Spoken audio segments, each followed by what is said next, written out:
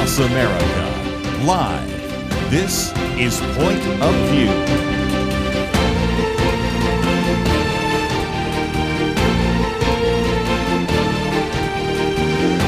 And now, Kerby Anderson. Thank you for joining me. It's the Thursday edition of Point of View, also the National Day of Prayer. So as you might imagine, because it is America 250, we're going to spend some time talking about that in the first hour. And in the second hour, we'll get back to this idea of prayer. As a matter of fact, Bill Federer will be with us, William Federer. Of course, he's written quite a number of books, but one of those is Presidents and Prayer, or Prayers and Presidents, and of course, many other books. So we will get into the history of this country and certainly the opportunity for you to participate if you would like. That number is 1-800-351-1212. Don't forget, we're also making available a copy of the Declaration of Independence and the Constitution. Those of you watching online can see this, or you can go to the website, pointofview.net, and get your free booklet. We have been wanting to make that available to you, and we certainly encourage you to either get a download, and we need your email, or we will send you the booklet, and we just need your address. And of course, that's information on the website at pointofview.net. Marcie Gourley is with us. She is a licensed professional counselor with a master's degree in professional counseling.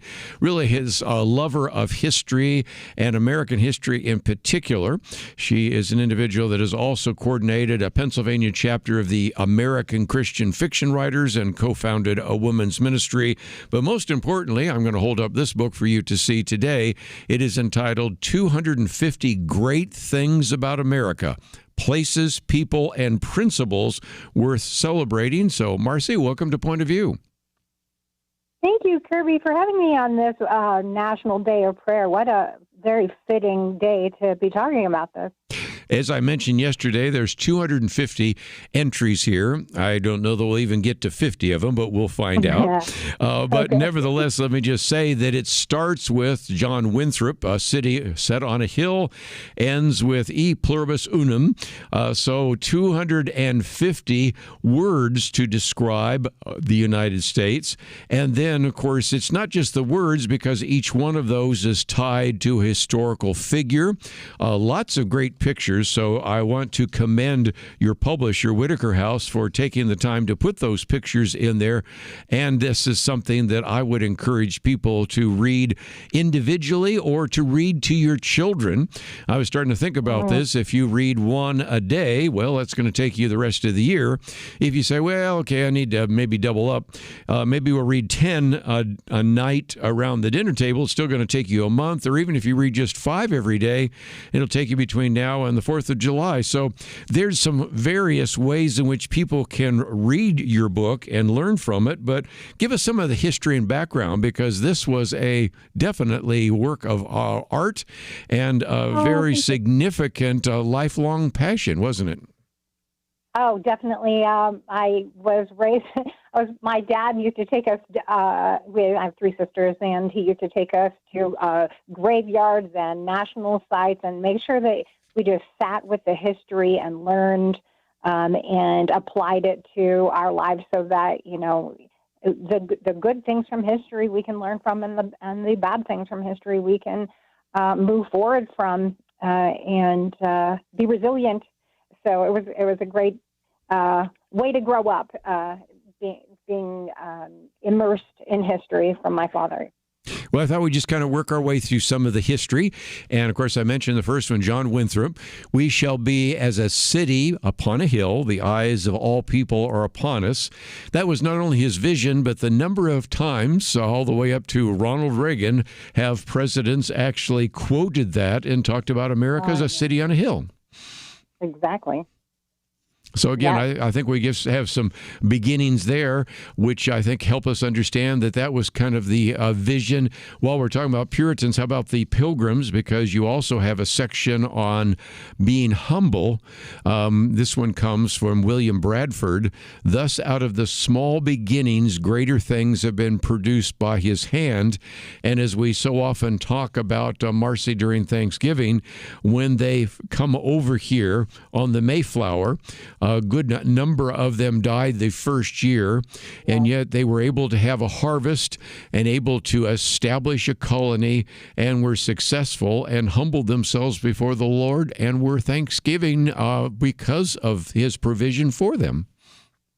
The very next one after that, I say, take heart, for true conviction outlasts hardship. I think that's the takeaway from that, from them coming over and starting this great country. There's a few more before that, but I like to remember conviction outlasts hardship. And I think it's a great lesson for us to be taking right now as we're going through things that are going on in our country right now. We can take from lessons from history there. One of the things you have on number 7 is self-governing. And when I was in graduate school, I had a professor who, to be candid, couldn't even sign the doctrinal statement of our church, nevertheless had to admit that the first constitution that we had really was the Mayflower Compact. I'll hold up our booklet we just provided here for a biblical view on the Declaration. And yet here you have, again, the Pilgrims arrive. They were at the time were known as separatists, and they had a charter for Virginia, but they landed in Massachusetts, so they drafted a document, and in some respects, this was a covenant, and in some respects, wasn't it, Marcie, if you will, the first Constitution of the United States? I would say it would be considered a first Constitution. Can you imagine being on that ship in the harsh, windswept frigidity of a strange new world and trying to just pull together, what is this going to look like? What is this going to look like for us? And meeting I think it's a cornerstone of American democracy and self-government penned right there on that ship. Just amazing. One of the other ones, number 10, I've sort of alluded to that, but let's get to it. Thankful, our harvest having been gotten in, our governor sent 4 men on fowling that we might, after a special manner, rejoice together after we have gathered the fruits of our labors. And that's from Edward Winslow. So again, whether you talk about the Pilgrims or the Puritans, this idea of Thanksgiving, which we now consider to be our national holiday, goes all the way back to that particular time in the 17th century. Yes. And I think the word Thanksgiving should be our word for America, actually, because we have so much to be thankful for. How great. Well, let's go take a break, and when we come back, we're going to make our way through some of these other attributes of the book, and it is entitled 250 Great Things About America, Places, People, and Principles Worth Celebrating. As I mentioned just a minute ago, one of the benefits that you have, if indeed you support this ministry, is you'll receive some of these booklets. So, of course, the one on the Declaration I'm holding up, the one on America's founding, and many others that we've made available. And even for those of you that are first-time donors, I might just mention we have a Pilgrim's package, a Patriots packet, I guess I should call, and that is something we make available as well. But most importantly, if you find yourself wanting to know about this book, you would like to know more about Marcie, if you'd like to know more about, of course, our free offer of the Declaration of Independence and Constitution, all of it available at our website at pointofview.net. We'll come back and pick out a couple other very favorite words that illustrate this country, moving from the 17th century to the 21st century. All that coming up right after this.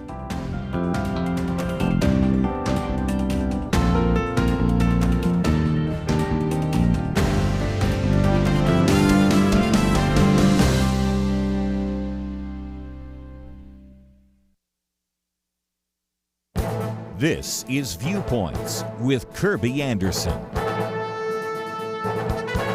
Dr. Roy Epen is a practicing endocrinologist and also served as the assistant professor of medicine at McGill University. He recently wrote that the transgender house of cards just came crashing down. He begins by declaring that the child sex change industry is built on a foundation of falsehoods, not science. Activists argue that gender-confused children will do better mentally if given hormones and irreversible surgeries. He points to a groundbreaking study that proves that sex change treatments don't improve children's mental health. The study is not the first to reach this conclusion, but it is difficult to dismiss since the researchers are from Finland. This country is one of the first to embrace sex changes for children. It is difficult to dismiss this study also because the researchers analyzed over 2 decades of real-world data, not hypothetical situations. It isn't some partisan study with anti-trans agenda. It is an honest examination of the evidence. The conclusion is simple. These sex change modifications and surgeries do not improve a child's mental health. In fact, they make the mental issues worse. Whether you're a doctor or not, I think you can see that children need treatment that might alleviate their mental health challenges. They need therapy and treatment that can help them come to terms with who they really are. These sex change treatments do just the opposite. It forces them to become something that is biologically opposite of who they are. The doctor also hopes that the professional societies such as the American Academy of Pediatrics and the Endocrine Society see the light. These 2 societies were 2 of the earliest proponents of sex changes for children, but now the transgender house of cards has fallen. I'm Kerby Anderson, and that's my point of view. Go deeper on topics like you just heard by visiting pointofview.net. That's pointofview.net.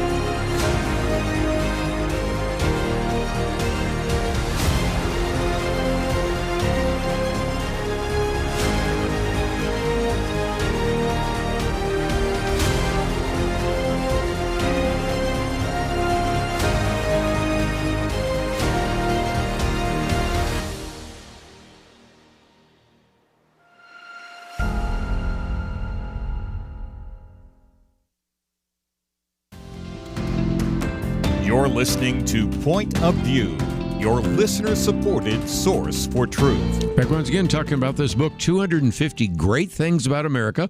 Marcie Gourley with us. Our book is, again, about people, places, and principles worth celebrating. And if you find yourself interested in this, I would certainly commend this book to you.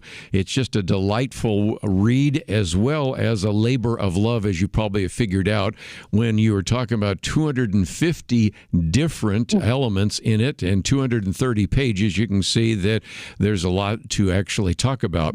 But Marcie, since you and your family live in Pennsylvania, we have to talk about William Penn, and that's number 16. William Penn was only 26 when he received a vast tract of land from King Charles. Most people don't know, but Pennsylvania is named not for William Penn, but for his father, interestingly enough. But you think about this, William Penn, such a great individual, and I don't know if you have seen, but I certainly would commend to any of our listeners this film that's out right now called A Great Awakening, which is a story not only of William Penn, but of course the great evangelist as well, George Whitefield. So tell us a little bit more, since you live in Pennsylvania, about William Penn. A little bit more about William Penn. What I appreciate about William Penn is that he treated Native peoples with respect, and that was not the everyday practice. And he negotiated the land purchases for Pennsylvania instead of seizing them. And there was a great treaty under the elm that happened that really treated people with respect. And his main goal was to have what he called a holy experiment, a society rooted in freedom of conscience and guided by the Golden Rule, which I think is an amazing start to a beautiful state. Let me just mention, I jumped ahead really because Great Awakening is about Benjamin Franklin, which is also one of those, number 19, where you talk about, again, his idea of a plan for a union, for having a president. Of course, I just mentioned a minute ago, Benjamin Franklin and George Whitefield, individuals that, if nothing else, help us understand that these ideas that ended up in first the Declaration and later in the Constitution were really formed in the middle of the 17th century and the early parts of the 18th century. And if nothing else, just to remind us again of such great individuals as Benjamin Franklin and William Penn. Absolutely. one thing I find interesting about Ben Franklin is, well, and we're so used to the idea of a president, of course, throughout the time, but it had to come from somewhere. We're trying to break away from Great Britain, and Ben Franklin comes up with this idea of a president general being named by the king, but of course the king did not want another ruler instead of himself, and so that didn't work. And then most people at that time were just not quite ready for that, but he planted a seed, which eventually became, obviously, to become our first president with George Washington. Well, again, you also have a section about Benjamin Franklin as brilliant, number 25. And a little bit later, as a matter of fact, in the second hour, we'll have a little bit of time in which there's a very good piece that we've posted today, America 250, Blessed with Great Leaders. And it talks about some of the brilliance of whether it's Thomas Jefferson or Benjamin Franklin or the rest.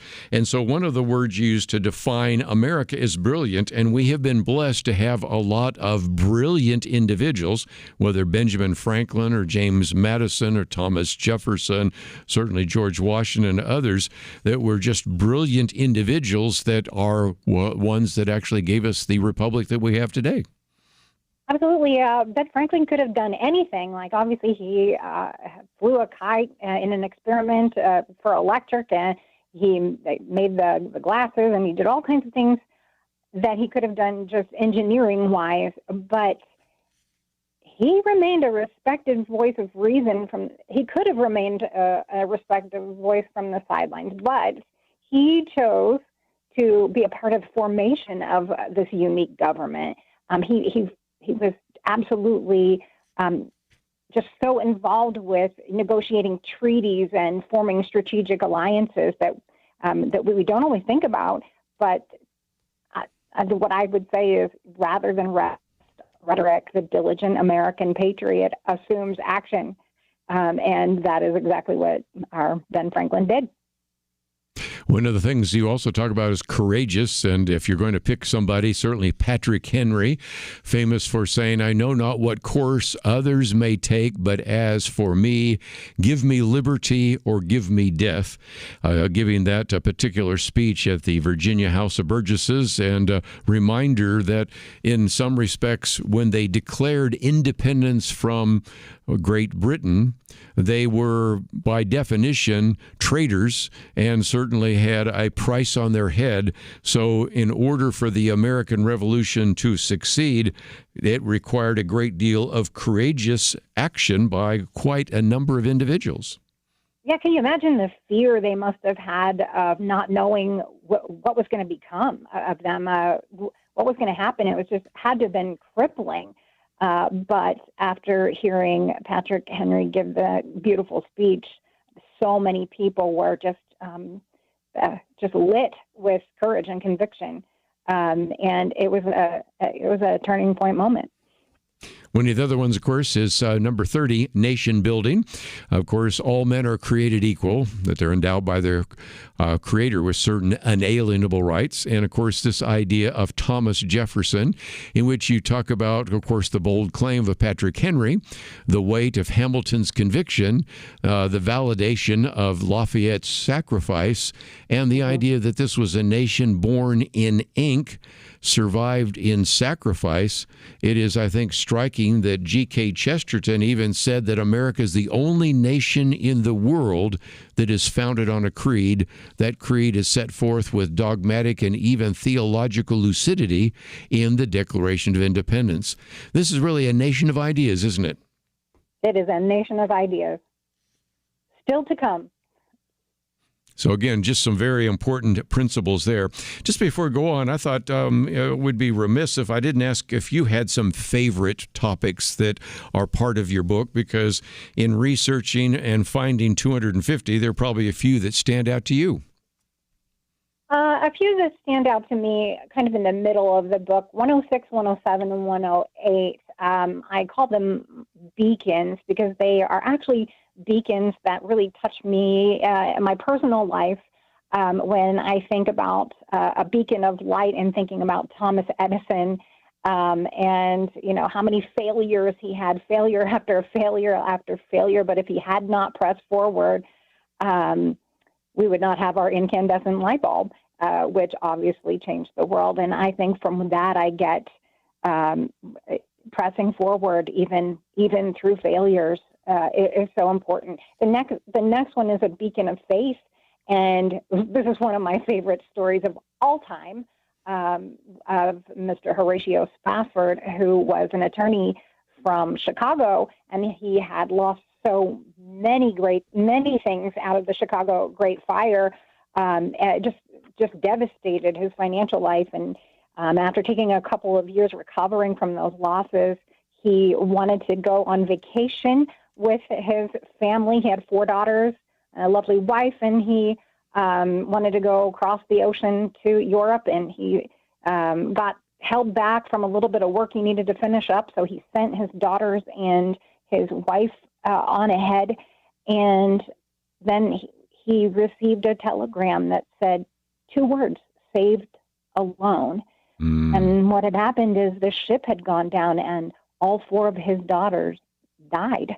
Yes. And, just desperate, in grief, he gets on another ship, and the captain shows him basically where the other ship went down, and he's overcome with sorrow and grief. And anyway, he sits down and he writes one of the most famous hymns of all time. And actually, it's words that are on my wall right in front of me. It is well. And when I just think about, like, when peace like a river attendeth my way, when sorrows like sea billows roll, whatever my lot, thou hast taught me to say, it is well. It is well with my soul. Wow. And that he was able to do that is just amazing. And the other beacon that I put in there very purposely was the beacon of hope. I think this is my mantra. I think a little bit is hope as resistance as we go through difficult times. And that beacon of hope, I would say, is the Statue of Liberty. Statue of Liberty, yes. Well, when you take a break and when we come back, you will certainly find some really great material in here. We've kind of jumped ahead, but we'll come back and pick out a few others. While we talk about Horatio Spafford, I might also mention I Can Only Imagine Too, which is a great story of Bart Millard, but there's a theme there about him in that movie. So some great Christian movies out right now. Let's take a break, though. We'll be back right after this. Many years ago, they began saying that we live in the information age. Well, today there is so much information coming at us from every direction. The hardest thing is to discern which issues are really important and how can I make a positive impact without wasting my time trying to figure out accurate information. Let me give you a suggestion to help with that. Visit pointofview.net.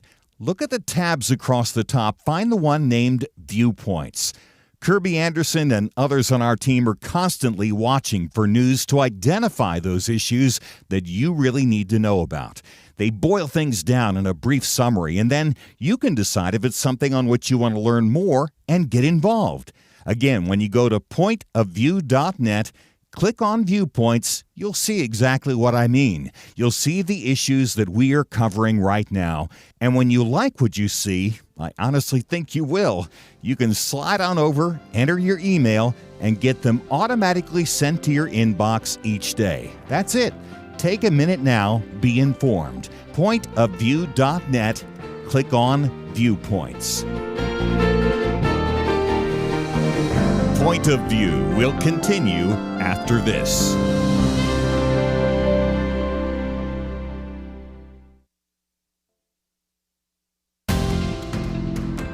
You are listening to Point of View. The opinions expressed on Point of View do not necessarily reflect the views of the management or staff of this station. And now, here again, is Kerby Anderson. Continue our conversation today with Marcie Gourley as we talk about her book, 250 Great Things About America, Places, People, and Principles Worth Celebrating. And, of course, we talked about this idea of a beacon because we have a beacon of light, a beacon of faith, a beacon of hope, some great illustrations in the middle of the book. But I thought we might go back to just one of the others that you talk about, and that is a city on a hill. Now, we just, of course, started with that very famous statement that came from, of course, John Winthrop. But here, number 52, you remind us that when it came time to plan the District of Columbia, this was a stretch of land which at that time was kind of a swamp, but nevertheless we redesigned it. And of course you have the architect Charles Lefont that put this together.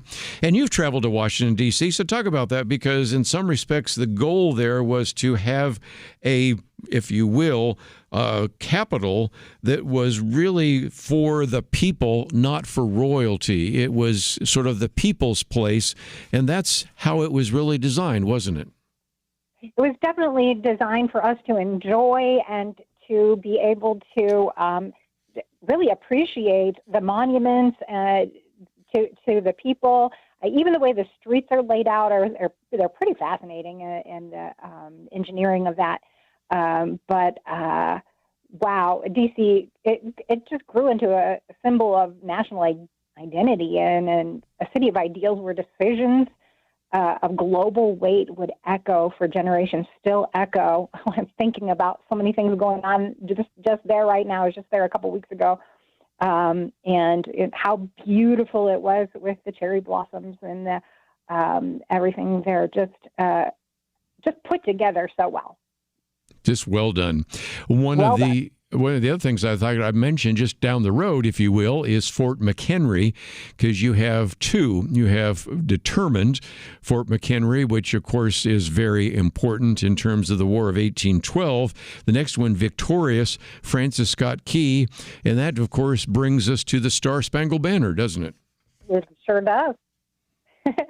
Yes, Star-Spangled Banner, how amazing. What a story of being able to see, in the dawn's early light, the victory that happened, and the people, just the individual people that helped from Baltimore, basically not necessarily in army or anything like that, just basic people just defending their homes and their city, and being able to the next day, Francis Scott Key writing the beauty of the Star-Spangled Banner there. It's just the story is just so overwhelming.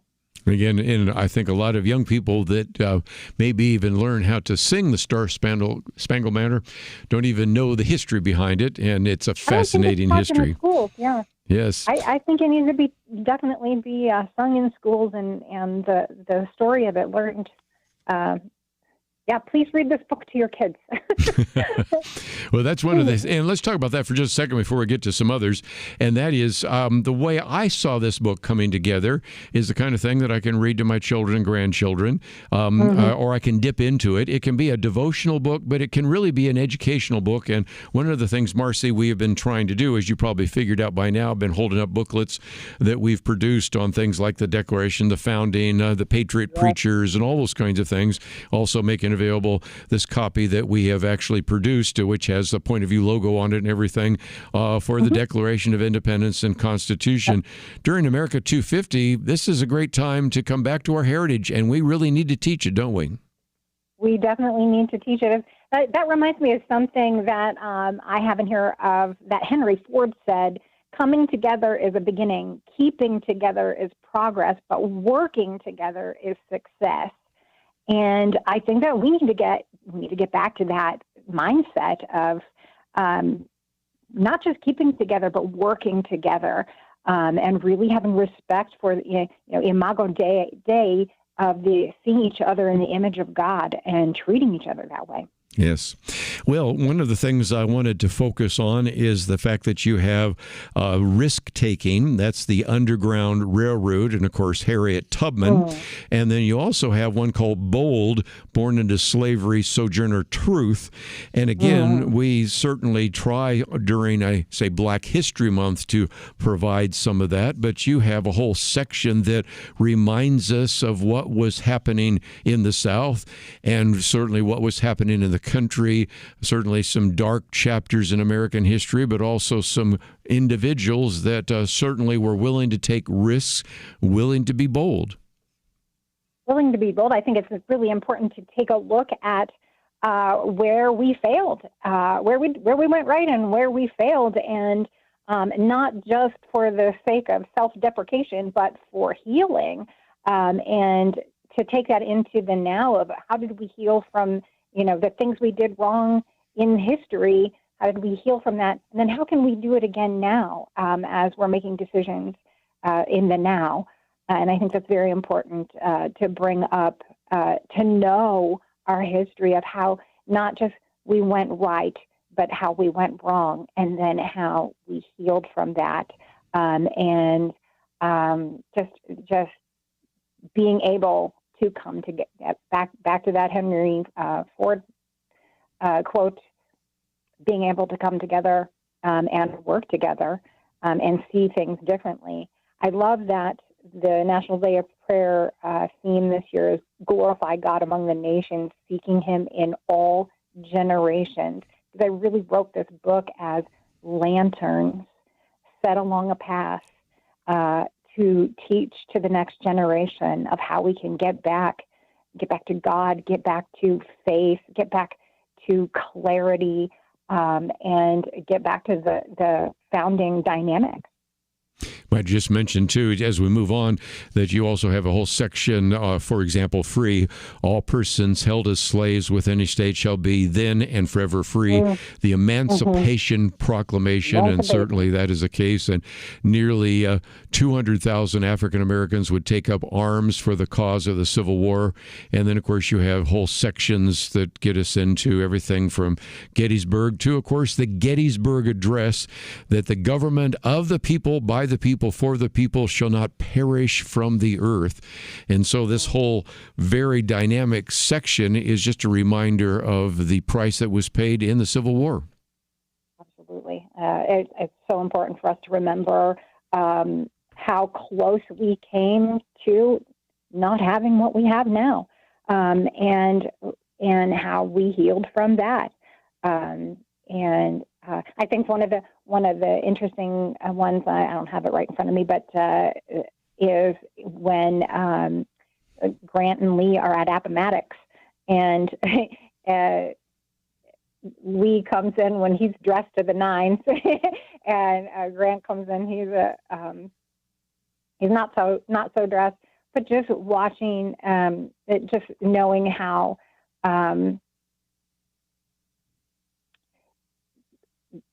Grant, he saw the humanity, and he understood that these people from the South are going to go back, and they're going to feel war torn, and they're going to feel discouraged. And he recognized the humanity in that, and he appreciated that, and he let Lee know in so many different ways that we're going to be a united nation again. One of his comments, the war is over. Rebels are our countrymen again. And in many cases, they were allowed to keep some of their weapons because, after all, they had to go back to their world as well. And in some respects, one of the great achievements was to take a very divided nation and bring it back together. You have a section there on healing and some of that. Going to take a break, though. When we come back, I do want to get into a few others, especially since we talked about providing providing freedom for African Americans? What about providing rights for women? And that gets us into one of the words there, tenacious, for Susan B. Anthony. And we'll get into a couple of the other issues that are there. A lot of this has to do with a remarkable technology. Of course, we already mentioned Edison. What about Alexander Graham Bell? What about the Wright brothers and a variety of others that we'll get into? And, of course, we mentioned Henry Ford in passing, but we'll get into some of the other aspects of 250 great things about America, places, people, and principles worth celebrating. And if you would like to know more about that, you can go to the website, which is pointofview.net, and just scroll down because we have a link there. Might be able to find it in your local bookstore, but if not, there's a way you can get it in paperback or Kindle. It's a great resource, and I have already given you some ideas on how you might be able to use it. And, of course, we also encourage you to take the time to maybe find my commentary, which on May 1st was entitled, Is America Great? I think it fits very well with this book, and we'll be back right after this.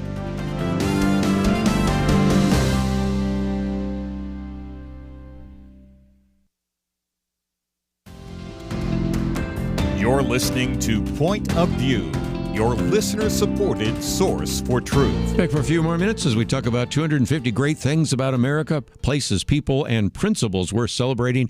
Marcie Gourley with us. And Marcie, one of the things I was struck by is near the middle and end of your book, the number of times you focus on what we would be considering inventors and entrepreneurs. I mentioned Alexander Graham Bell.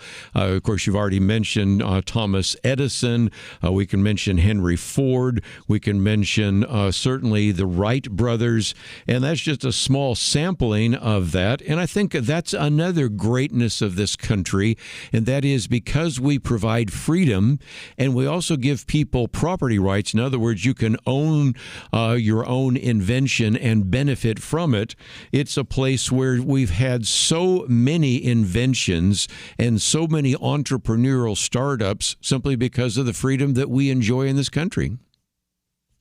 My husband is a highway engineer, and so that really brings home the engineering of the highways throughout our nation. Also, as you were just talking about that, I was thinking, wow, amazing feats of engineering in our infrastructure and in our highway designs. And just thinking about that alone is pretty great to be able to get out on the open road in America and have that freedom to do that.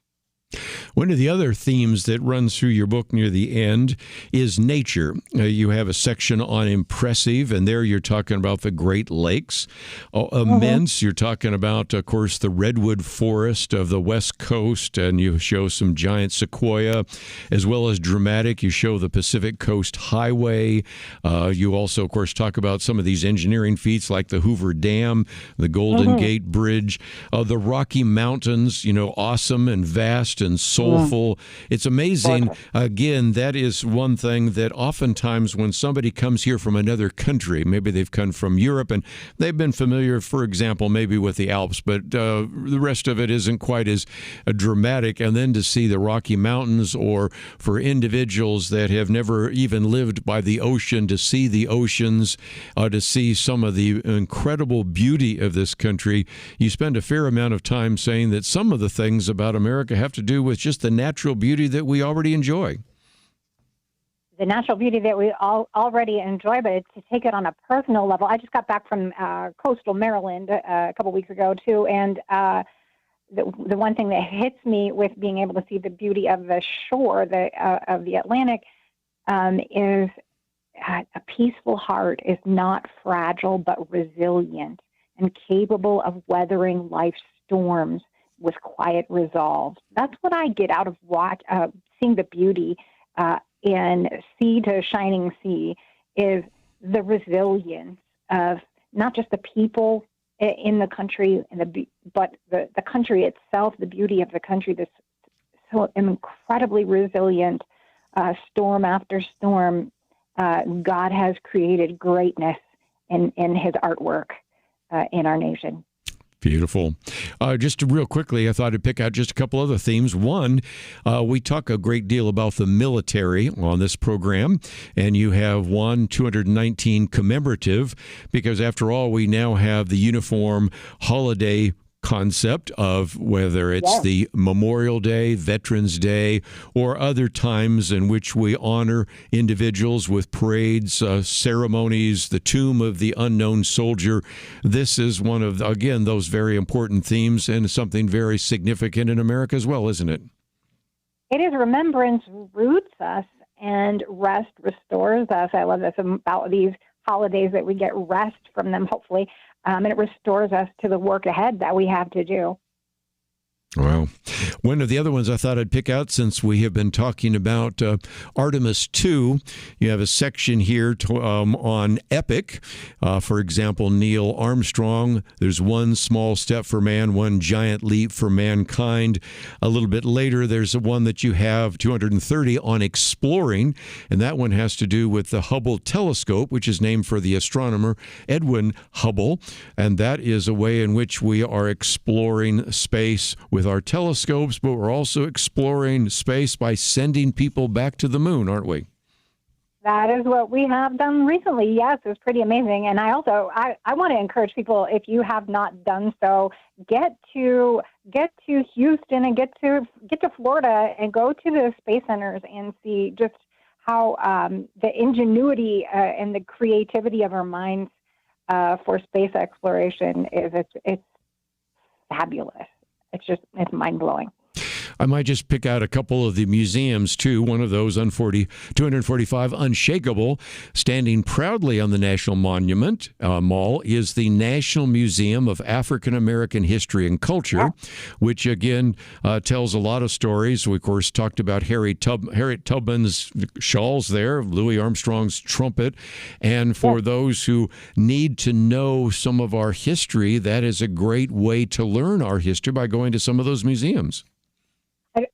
I really just encourage people, if they can get to D.C., especially the museums we have in that general area itself, just so encouraging to see how we have worked together as a nation for ingenuity and for healing and for both the emotional and spiritual and innovational growth.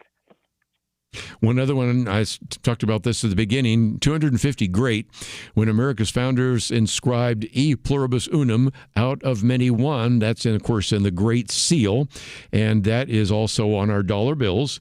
And that was, in some respects, a good way to kind of bring a close to the book.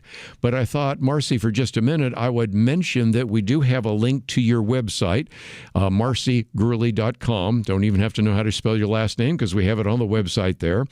There is, first of all, a podcast that you do. There's a blog. There's a place where people can contact you, sign up for your newsletter. And I suspect some people maybe would like to have you come and speak on the book or something of that nature. And is that available? That is available. Get a hold of me through my website there, yes. So again, there's a place for you to find out a little bit more about the podcast. One of the most recent ones, Better Angels of Our Nature, which is the podcast there, which you can find out more about. There's, of course, the blog there as well. And you can get an update on what is happening there. And I think if you find yourself saying, well, I'd like to know a little bit more, we have a link to her. And if you scroll down, you also see that we have a link to this book, 250 Great Things About America, Places, People, and Principles Worth Celebrating. So, Marcie, first of all, thank you for writing the book, and thank you for giving us an hour today to talk about it. Thank you so much. If I may, real quick answer your question, is America great? I believe America has done great things and still contains great people. And I also believe greatness is not a permanent achievement. It's something each generation has to steward. And so my encouragement is get the book, talk to the next generation. Let's get to stewarding, and so that would be my answer to your question of, is America great? Very good. Well, again, this is the book that is available. If you'd like to know more about Marcie or the book, it's all available at our website, pointofview.net.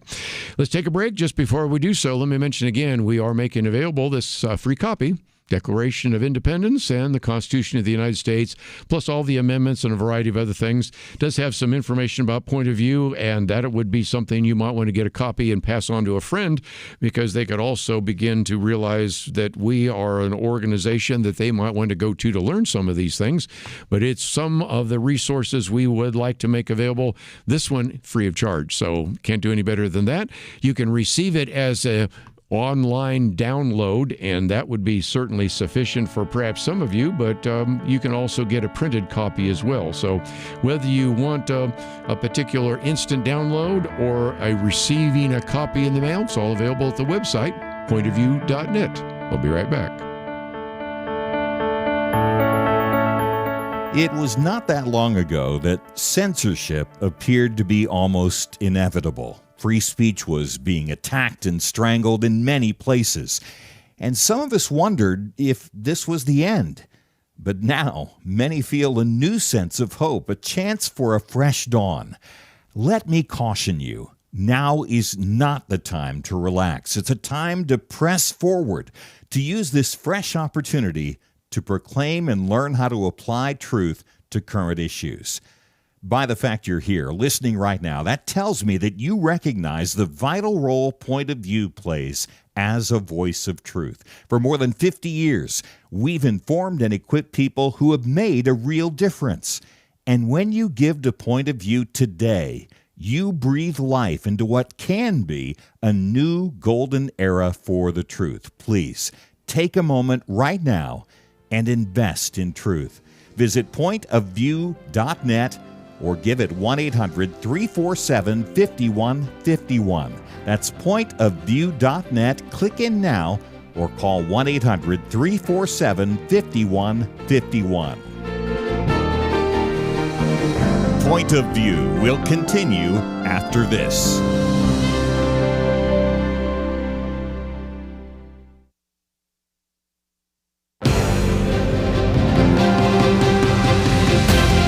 Across America, live, this is Point of View.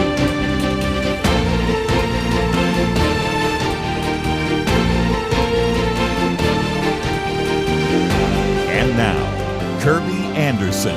Second hour today, we'll get into some of the issues in the news, and then William Federer, our good friend, will join us, and we'll talk about prayers and president. And if you are not participating in a National Day of Prayer, and I hope that you are, then I hope you at least would be individually praying for America.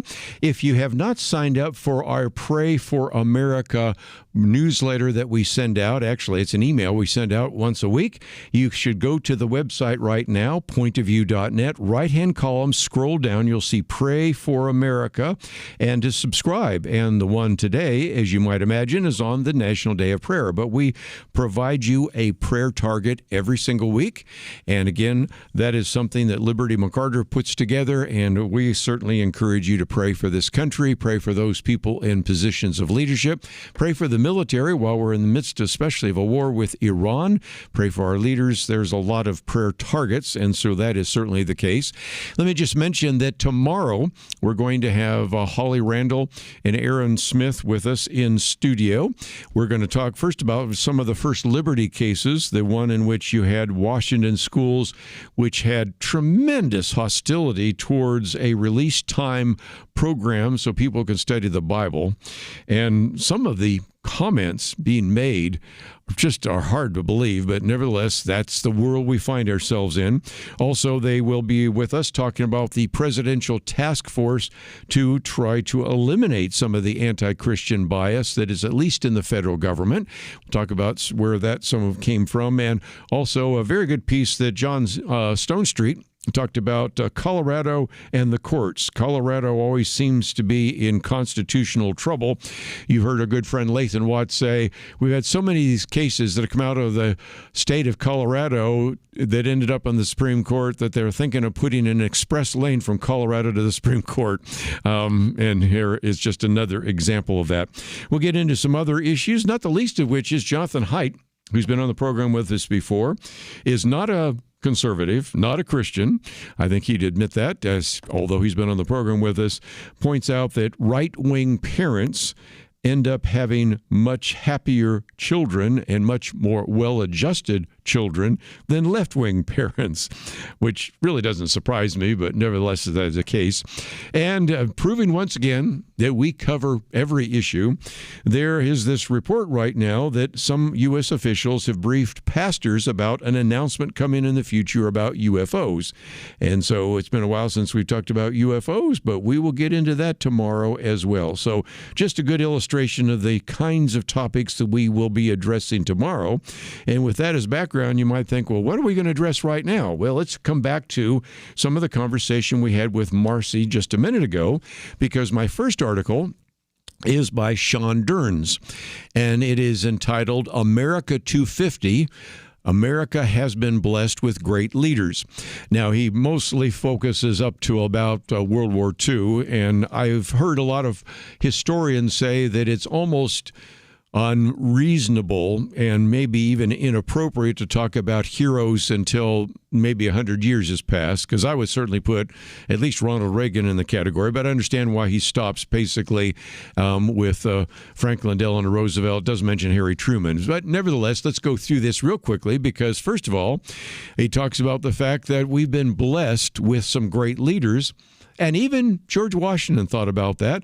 He penned a letter to one of his generals, that was Thomas Nelson, during the height of the Revolutionary War, in which he said, the hand of Providence has been so conspicuous in all of this. And he talked about the fact that here you had this ragtag bunch of militia, upstart colonists taking on the world's greatest military power.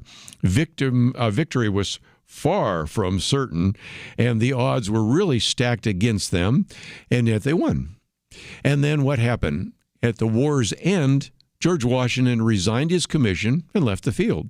And he decided to relinquish power, return to his farm in Mount Vernon. And when his, if you will, one-time opponent, King George III, heard that, he said to his astonishment, if he does that, he will be the greatest man in the world.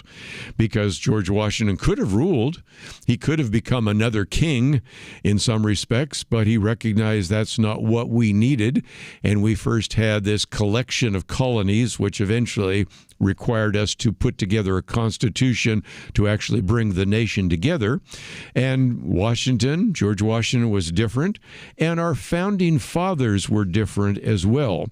One way that Sean Derns explains that is to do a comparison or a contrast between the American Revolution and, of course, the French Revolution. Now, Edmund Burke does the same, but here, mere years after George Washington's victory, the French Revolution, he reminds us, led to the guillotine and decades of warfare and internal strife. No fewer than 16,000 people were executed during this 10-month reign of terror. During the break, we were talking about Les Mis, so there you can kind of get back to that experience there as well. And just a reminder that most revolutions have not ended well. He reminds us that, you've had a Mexican Revolution, a Russian Revolution, a China Revolution, a Cuba Revolution, even an Iranian Revolution. Guess what? They did not end well. They ended with a lot of bloodshed, and so if nothing else, that was the case. Well, he goes on to say that by any metric, the United States was profoundly blessed to have men that we had at the time that were uniquely, and he says, supremely gifted. I mentioned that with Marcie when we were going through her book on the 250 great things about America, because he says, for example, has any nation ever had a more eloquent wordsmith than Thomas Jefferson, or a more skilled diplomat than Benjamin Franklin, or a more brilliant political theorist than James Madison? He says these men were geniuses, and in some respects, we have to recognize how fortunate we were to have them, because France got their Robespierre and Napoleon Bonaparte, Russia got its Lenin and Stalin, and we really, as he said, avoided their fate. Bringing it up a little bit more to the Civil War, of course, you had America with Abraham Lincoln at its helm. And Lincoln at one point wrote, I claim not to have controlled events, but confess plainly that events have controlled me. He says he felt like he was at the mercy of a higher power, the Almighty, and remarked that has his own purposes. And we've already talked a little bit about the Civil War, the Emancipation Proclamation, much more. Real quickly, Teddy Roosevelt was an asthmatic, self-styled cowboy born to privilege in New York, but rose to, first of all, be the Assistant Secretary of the Navy, President of the United States. His distant cousin, Franklin D. Roosevelt, was an individual born to wealth, crippled by polio, but brought us through World War II. And his successor, Harry Truman, was a failed haberdasher from Missouri who never attended college, did not plan to enter national politics, but helped us deal with the nuclear-armed superpower of the Soviet Union. I think, if nothing else, the United States has been blessed with great leaders. And when we talk about 250 great things about America, maybe we should talk about some of the people that have been our leaders in the past.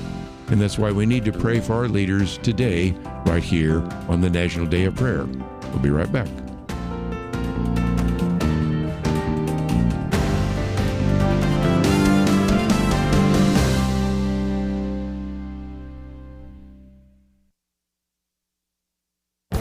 This is Viewpoints with Kerby Anderson.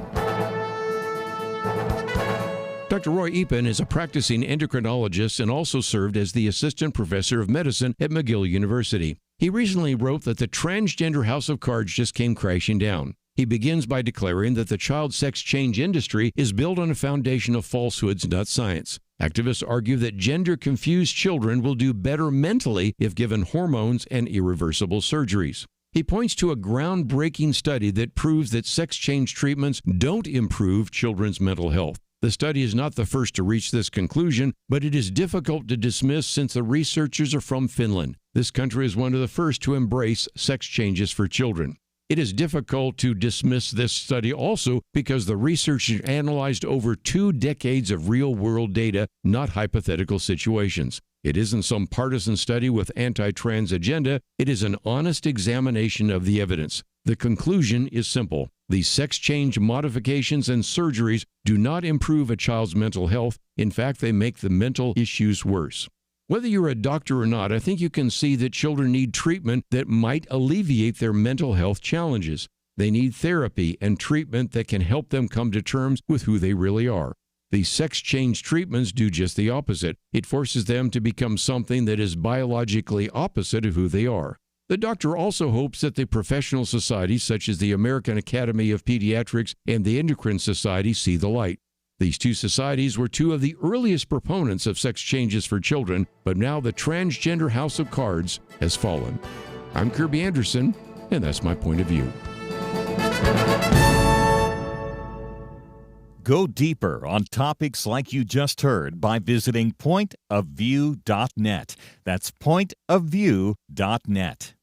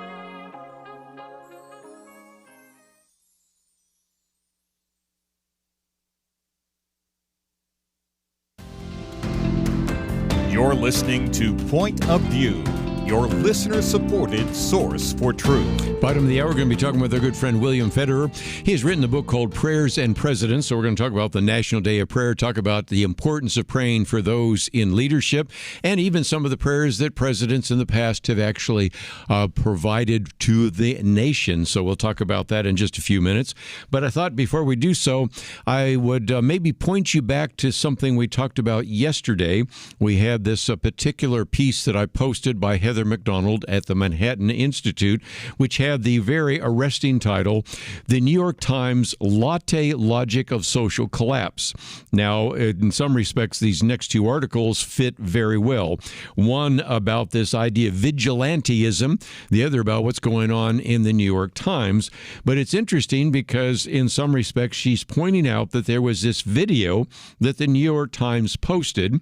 They normally do print, but they did a video roundtable discussion, which I think illustrated only so well the rather despicable, degraded, immoral, so-called moral code that a lot of young people have bought into. And a good illustration of that comes from my piece that Noah Rothman has posted of the torching of Los Angeles was anti-capitalist vigilantism.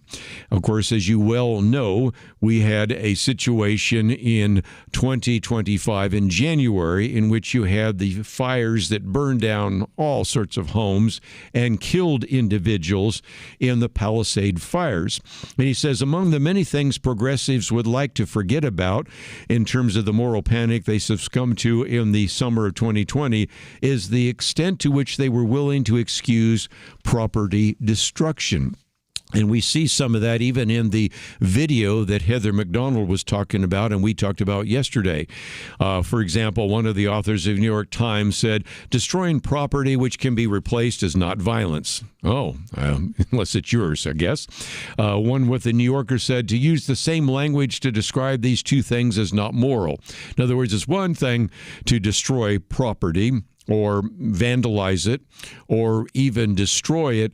It's quite another to kill a person. Well, I agree, but to say that it is that different and that there is nothing wrong with that.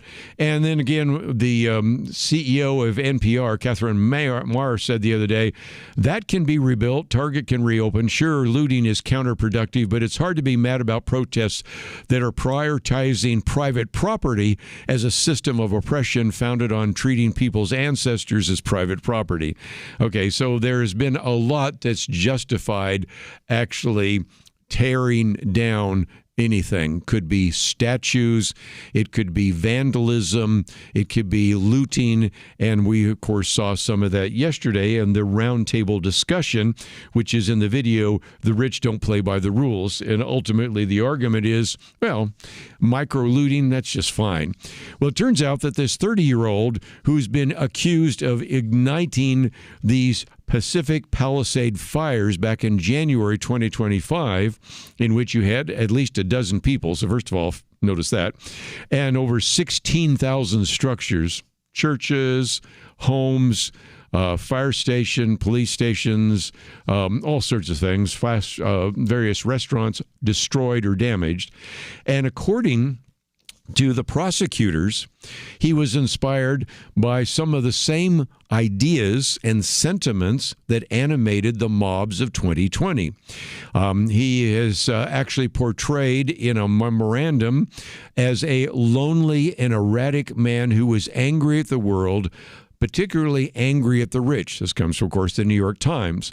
And this accused arsonist was reportedly inspired by the actions of Luigi Mangione, the one that actually killed the United Healthcare CEO Brian Thompson, which had happened just weeks earlier. And of course, we talked about that yesterday. And so again, in the wake of the shooting, this individual who's on trial right now has been a folk hero for individuals. You've seen signs, free Luigi Mangione, let's take down all the billionaires, on and on and on and on. And in some respects, the argument is, well, it's okay because you can rebuild these structures. And I love what Noah Rothman says. He says, when you look at the degree of mismanagement, which has typified the so-called rebuilding process in the Pacific Palisades, what we are finding right now is they're not being rebuilt and due to all sorts of things. You can talk about the insurance agents and the industry and all sorts of various kinds of various rules, regulations, permitting, and all the rest, which were all there. So if nothing else, a very significant illustration of the mindset that said, well, I'm angry with the rich, so I'll burn down their houses. And that's, of course, what's going on right now with this individual who, of course, not only burned down all those structures, but also ended up killing a number of people. The other part of that, of course, is the New York Times. What is going on there? This one comes from another individual, Jeff Ingersoll. He says, look, I hate predictions, and even as I am a terminal optimist, I hate to say this, but the New York Times is dead to rights cooked. It has to do with the fact that the Equal Employment Opportunity Commission, which is called the EEOC, is suing the New York Times for workplace discrimination. A current employee of the New York Times said that indeed working with administration lawyers on a suit charging the paper as racist is against white men because that's not wrong, he says, because racism is part of our employment policy. And first of all, Jeff Ingersoll says that is completely illegal, and it has been for decades. But nevertheless, he says, elites will be shocked to learn that civil rights law is totally neutral and it applies also to white men and even to Christians, some of which we'll talk about tomorrow with our two guests from First Liberty Institute. Now, interestingly enough, Jeff Ingersoll puts it this way, quote, the suit shows that the New York Times tracked race, sex, and sexual persuasion with literal Nazi-like accuracy year over year for nearly a decade. The paper also pegged actual performance compensation to the hiring of certain kinds of individuals. Hire a white man, no bonus. Hire a black Latinx transgender, you get a bonus. What's more, internal messages confirm leadership had moments of panic about their progress.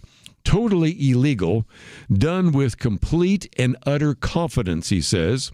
He says, I know that you've heard it's bad to take notes on criminal conspiracy. Imagine proudly publishing those notes in a yearly report that came out from the New York Times. And one of the lines he uses there is very good. Jeff Ingersoll says, it's not the evil man you really have to worry about, dear reader. It's the misled, ignorant, and self-righteous that do the real damage. There's a famous quote from C.S. Lewis saying that sometimes it's not the evil person that does evil. It's the person who thinks they are doing you right things by doing evil actions. But nevertheless, that is the case. Anyway, if that's not bad enough, George Ingersoll goes on to say, in response to this mountain of self-made, self-published, self-promoted evidence, the New York Times did what liberals are quite famous for doing nowadays, pointed directly at it and said, it doesn't exist.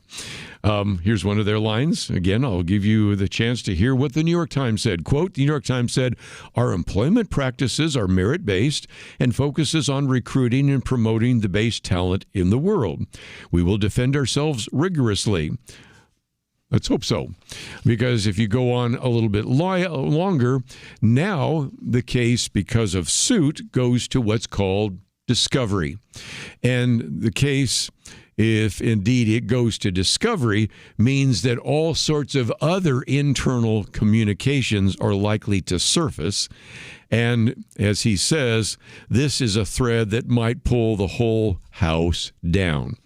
Well, nothing else more intriguing right now than the New York Times, which is supposed to be the journal and the paper of record, but nevertheless finds itself in a lawsuit right now with the Equal Employment Opportunity Commission, finding out that they have for years, doesn't surprise too many of us, that they tracked race, sex, and sexual perversion with an accuracy that might even make the Nazi Gestapo blush with maybe some kind of shock. And if nothing else, they're now going to court. And, first, before they go to court, they go to discovery. And that's probably going to surface a whole lot more, which I think most of us pretty much suspected because of all these woke ideas, but now we have the evidence of it.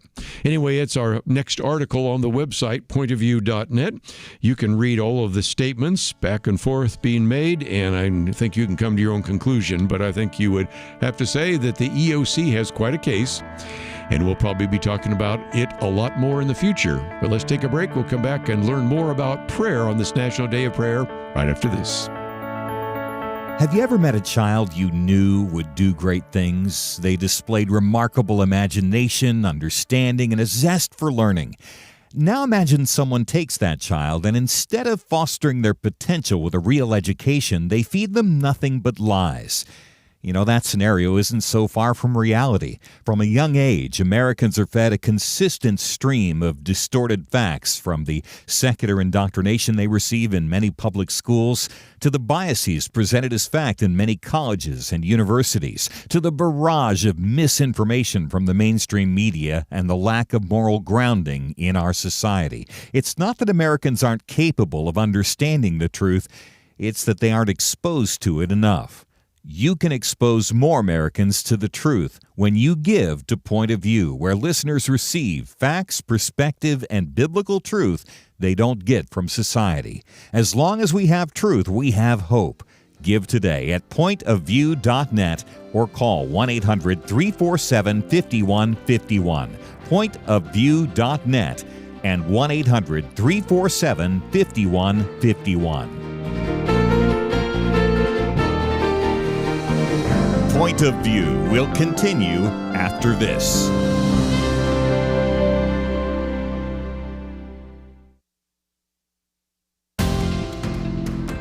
You are listening to Point of View.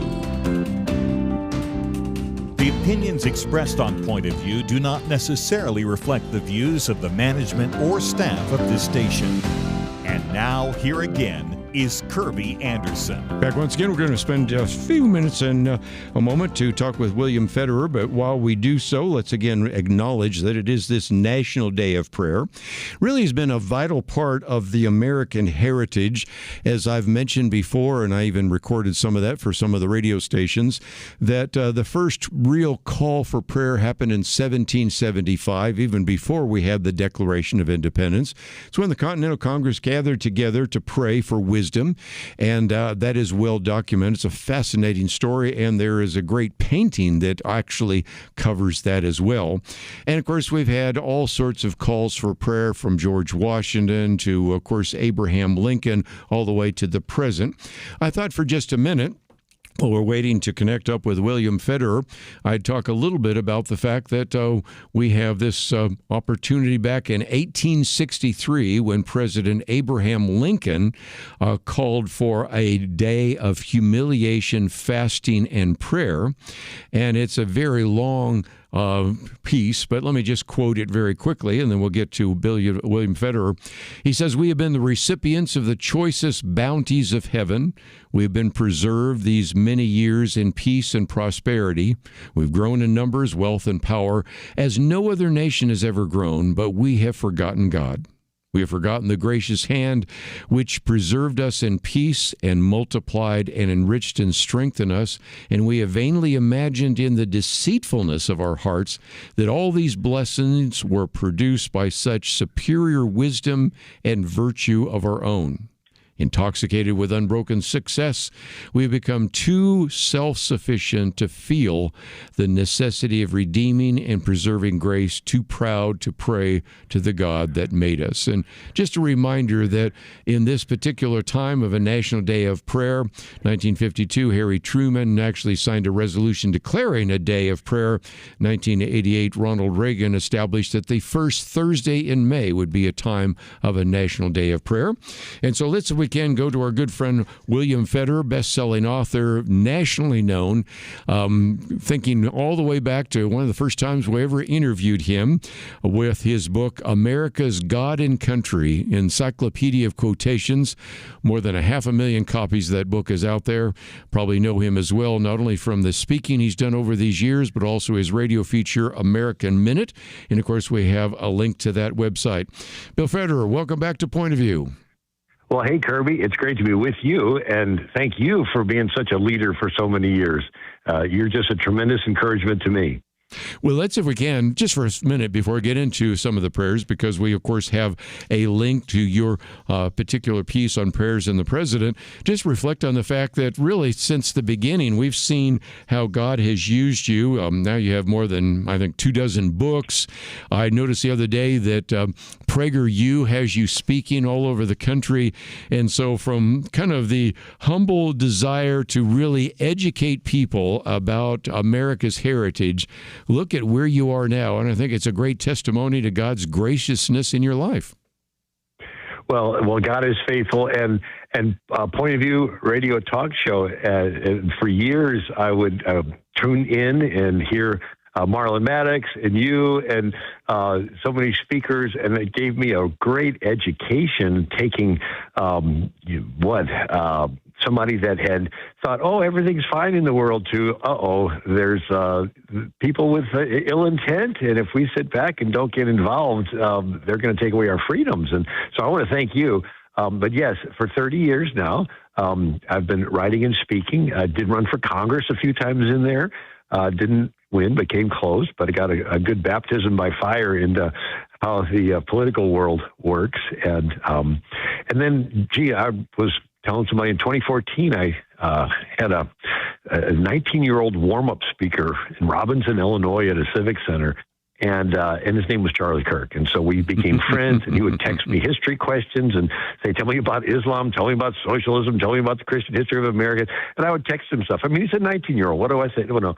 But it's over the years he'd get, and I was like, wow, here he is impacting the world, and, friends with Trump, but he would still text me all the time. He even texted me the day before he was shot. He scribed a scripture in 1 Corinthians 16:9. There's a wide door for effective ministry open, but there are many adversaries. And I was with him 4 days before he was shot in Seoul, Korea, and I was the warm-up speaker for him. Talk about full circle.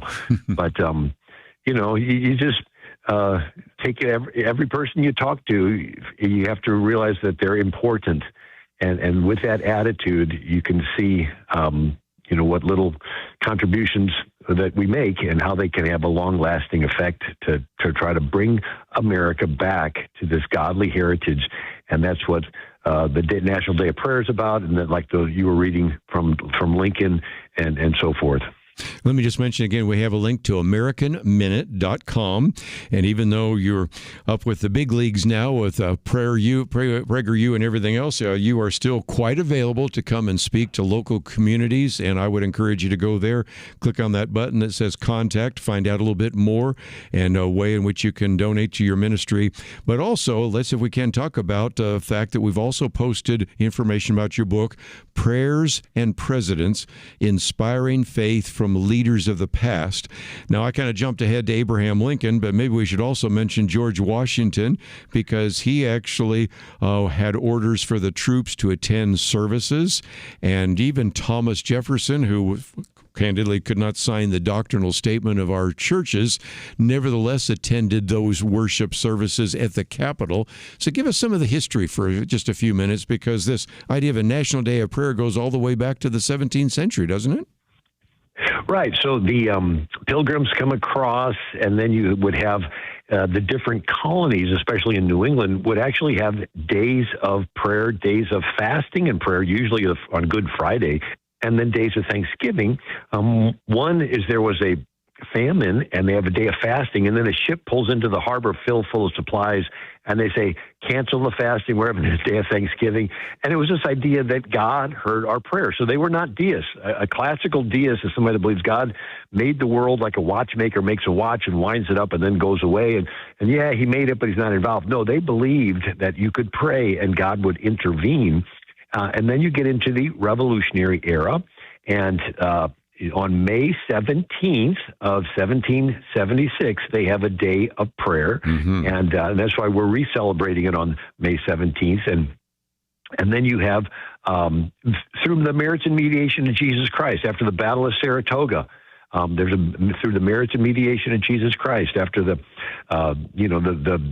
Benedict Arnold's plot was discovered, they said that the liberties of America are the object of divine protection, and that the gospel shall go forth into all the world. And so then you have the same week that they passed the First Amendment and the Bill of Rights. The Congress has a day of prayer and thanksgiving, and then you have a whiskey rebellion, and Washington has another day of prayer, and then Adams has 2 days of fasting and prayer during a threatened war with France. And this is during the French infidelities coming across into the campuses of America, and you have all these skeptics and so forth. But that at the same time, you have the Second Great Awakening revival and camp meetings and so forth. So then you have the British burning the White House, War of 1812. James Madison has a day of fasting and prayer. And then even you have Barbary pirate wars during the terms of both Jefferson and Madison. But then you have a cholera epidemic, 1849, and 150,000 Americans died of cholera. And the president, Zachary Taylor, has a day of fasting and prayer. And James Buchanan had one before the Civil War. Lincoln had two, and you read from the one. Is so powerful. And then when Woodrow Wilson had a day of fasting and prayer when we entered World War I in 1918, and he passed out New Testaments, and he wrote the foreword. He says, the Bible is the word of life. I pray that you read it and find this out for yourselves. And then Franklin Roosevelt passed out Gideon's New Testaments by the millions. And then he had a D-Day prayer. A little trivia on this is I send out history emails. Yes. And I would encourage people to subscribe to them, by the way. Yeah. Oh, thank you. I appreciate that. And so Chris Long of the Ohio Christian Alliance had gotten the one on World War II, and I just made a mention at the end that this beautiful World War II memorial had zero reference to God.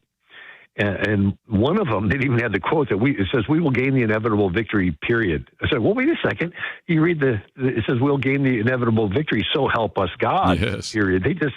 And so Chris Long went to his Congressman Bill Johnson, Senator Rob Portman, got them to put forth a bill, and it passed. And then they spent 10 years raising money because the government wouldn't pay anything that had to do with prayer. So he had to raise $2 million. And they took Franklin's D-Day prayer, and they put it on a bronze plaque called the Circle of Remembrance, and it's 50 yards from the World War II Memorial. It's the only place on the Washington Mall dedicated to a prayer. We're going to take a break and continue all these great insights right after these important messages.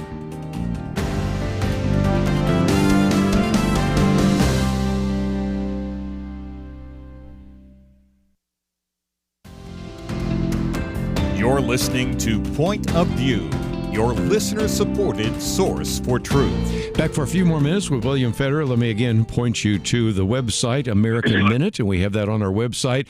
Also, his book, Prayers and President, and many of the other books. And Bill, just for a minute, you have said in passing, but it's worth coming back to, we're going to have this special Rededicate 250, a national jubilee of prayer, praise, and thanksgiving.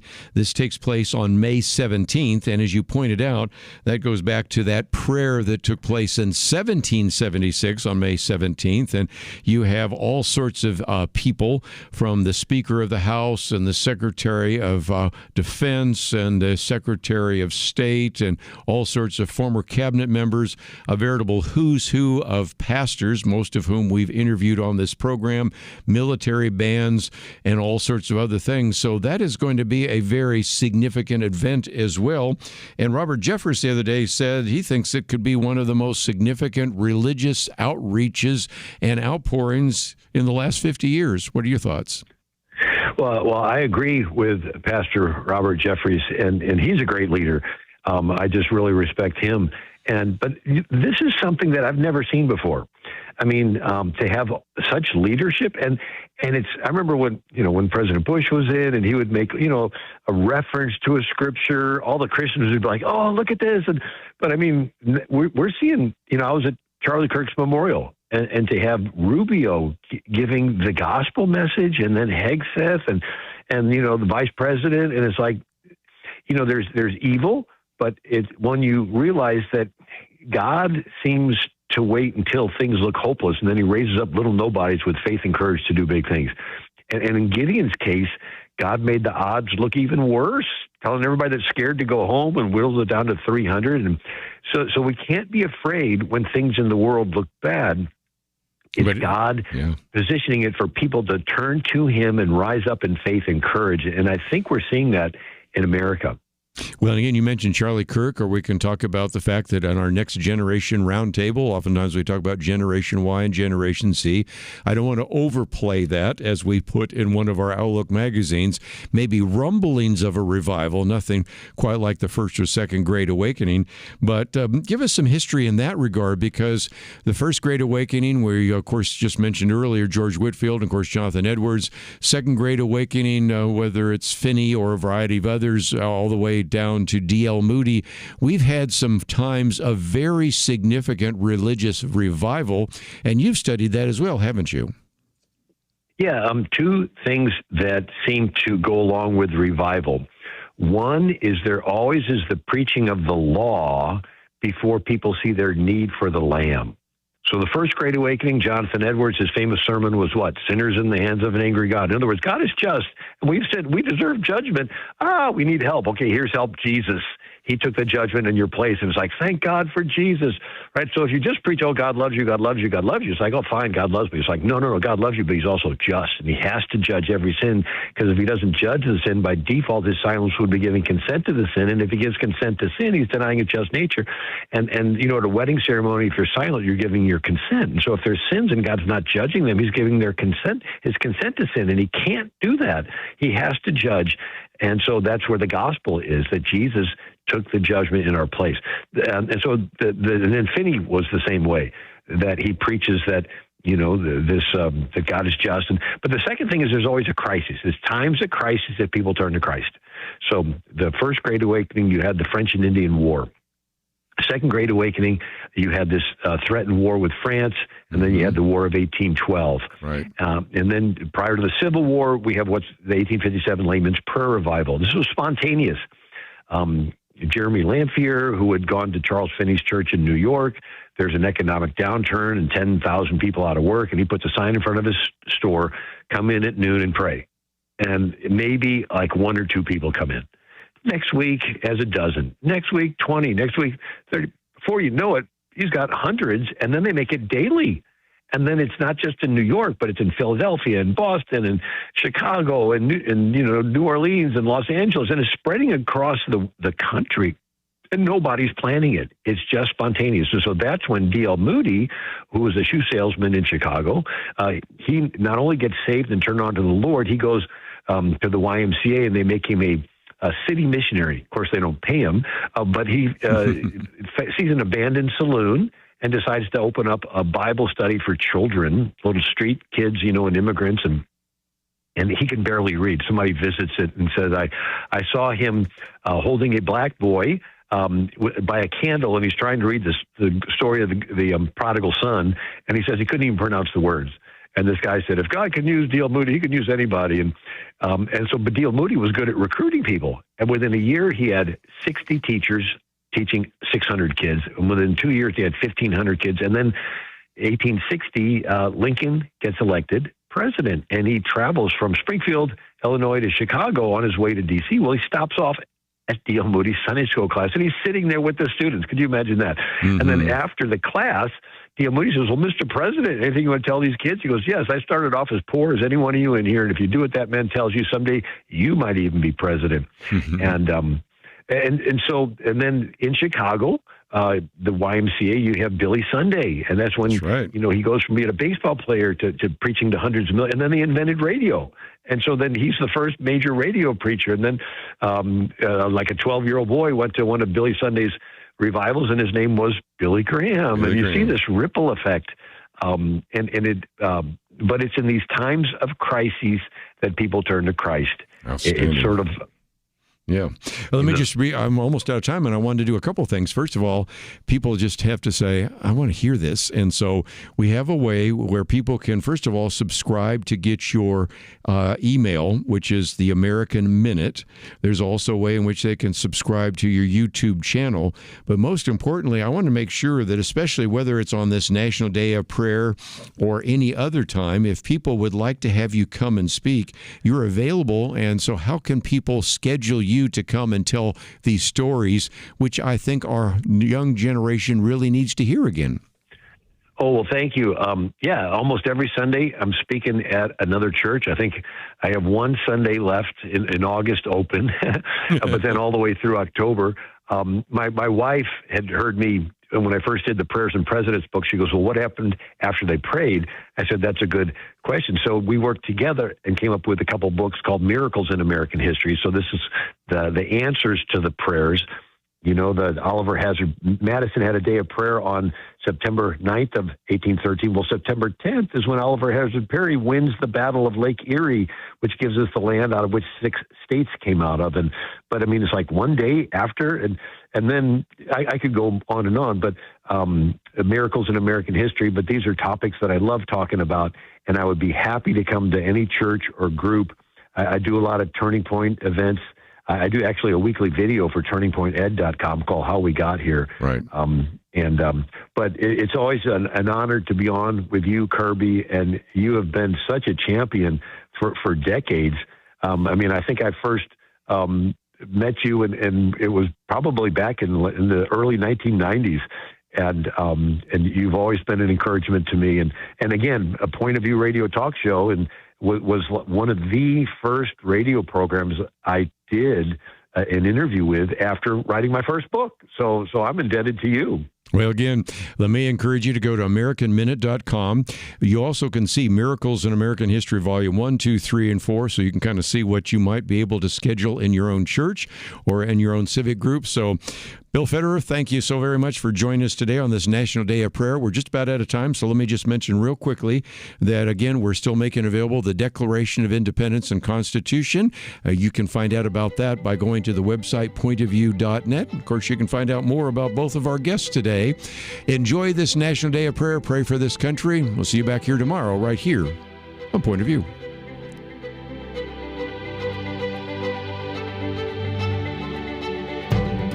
I'm sure that you've noticed that social media is now filled with information generated by AI. Dramatic descriptions of politicians and music stars supposedly making statements about a current issue, leaning into the microphone, looking into the lens, opponents silenced. It's powerful, it's riveting, and it's all lies. Even several national television networks were recently found using enhanced pictures, meaning manipulated, falsified, literally not giving a true picture. So many liars, so much deception.